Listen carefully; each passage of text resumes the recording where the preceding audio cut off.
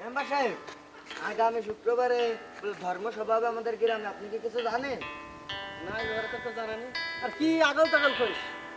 আমার গ্রামে ধর্মসভা হবে, আমার অনুমতি ছাড়া আমি মেম্বার এই গ্রামে। অত সহজ? তুই লোকের জানাই দিবি এই গ্রামে কোনো ধর্মসভা হবে না হ্যাঁ, ঠিক আছে। আমার অনুমতি ছাড়া। যা, ইয়ার কি পাইছে না? এই শুনেছিস মেম্বার নাকি বলেছে যে আমাদের এই জায়গায় কোনো ধর্মসভা হবে না। এটা কোনো কথা? আমরা সবাই এক না রে? আরে ধুর, এটা কি মেম্বারের বাপের সম্পত্তি ধর্মসভা? মেম্বার এমন ভাবে করতেছে যে নামাজ পড়তে গেলে তার সাইন লাগবে। মনে আছে মেম্বারের কথা আজানো হবে না সকালবেলা? মেম্বার রে কই আসি, মেম্বার কালকে কলো এই এলাকার সব উত্তেজিত হচ্ছে, তাই মেম্বারের সাথে আমি তাই পরামর্শ করে আসি।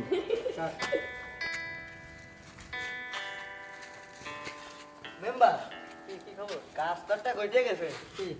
কালকে ওই যে আপনি আমারে পাঠাইছিলেন না, ওই যে সেই ব্যাপারে তা আমি তো করতে গেলি তা মনে করেন রাজনীতি আর ধর্ম তোমরা এক করে ফেলাচ্ছি, এ তো ঠিক না মেম্বার। কি জনগণের কি প্রভাব, কি ঝামেলা করতেছে? হ্যাঁ, আমি গেছি তা আমার দোকানে আটকাই হবে, পরে আমি আপনার পরিচয় দিয়ে আইছি জানেন, জনগণ আমাদের পরে খুব ক্ষিপ্ত। তাহলে কি বাড়ি থাকা যাবে না, চলে যেতে হবে? না, পলানোর টাইম কারণ এই যে নেই। ধর্ম নিয়ে বলি তো বাঙালি ছাড়ে না, না। মুসলমান তো খুব কঠিন। আমি তো আসলে একটু ভুল করে ফেলেছি, বুঝলে? হ্যাঁ। এখন বাড়ি থাকবো না চলে যাবো? যার তো আর টাইম নেই, হ্যাঁ আশেপাশে কোনো জায়গা থাকা যায় না। ও আচ্ছা আচ্ছা আচ্ছা, তাই দেখতেছিলাম একটু ঘুরে আসি একটু। আর কই মেম্বার তো নেই, আমিও কেন আসি? এই সারা মেম্বার ধর।